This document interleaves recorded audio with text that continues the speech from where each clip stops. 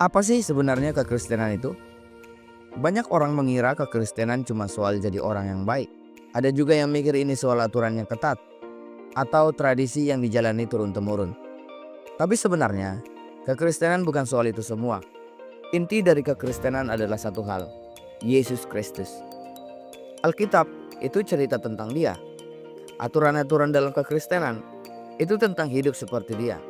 Ibadah, baptisan, dan sakramen, semua itu cara kita bersatu dengan Dia. Gereja itu komunitas kerajaannya di bumi, dan surga yaitu hidup kekal bersama dengan Dia. Jadi, siapa sebenarnya Yesus itu? Yesus adalah anak Allah. Artinya, Dia benar-benar Tuhan.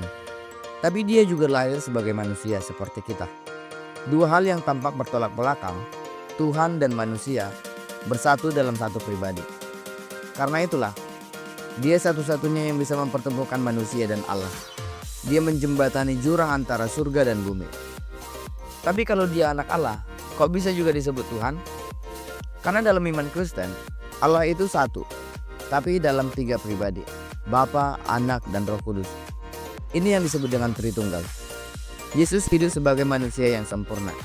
Dia menyembuhkan orang sakit, mengangkat mereka yang tersingkir, dan menentang kejahatan. Orang-orang mulai sadar, Dia adalah Mesias yang dijanjikan. Sayangnya, para pemimpin agama waktu itu merasa terancam, dan akhirnya mereka menyalibkan Dia. Yesus tahu itu akan terjadi, tapi Dia tetap memilih jalan salib. Kenapa? Karena dunia ini rusak oleh kejahatan, dan manusia, kita semua, ikut ambil bagian di dalamnya. Tapi Yesus rela mati, supaya kita bisa diampuni. Dia bayar lunas semua dosa, supaya kita bisa hidup dalam dunia yang dipulihkan. Dan 3 hari kemudian, Dia bangkit. Yesus menang atas kematian. Kebangkitannya bukan akhir dari cerita. Itu justru awal dari pembaharuan segala sesuatu. Kalau kita ada di dalam Kristus, kita juga akan dibangkitkan dan hidup kekal. Setelah bangkit, Yesus naik ke surga. Untuk apa?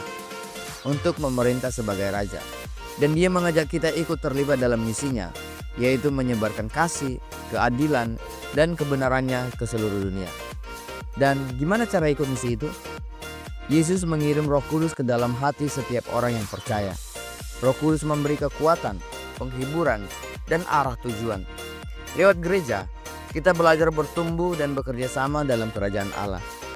Jadi, Kristen itu bukan cuma tentang percaya secara pribadi, tapi juga tentang hidup sebagai warga kerajaannya.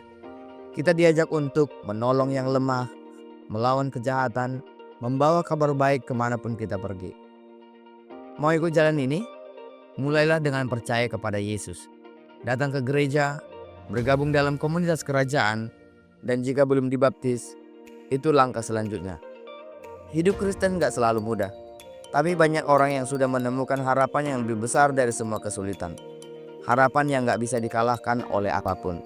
Karena harapan itu adalah Yesus Kristus. Amin.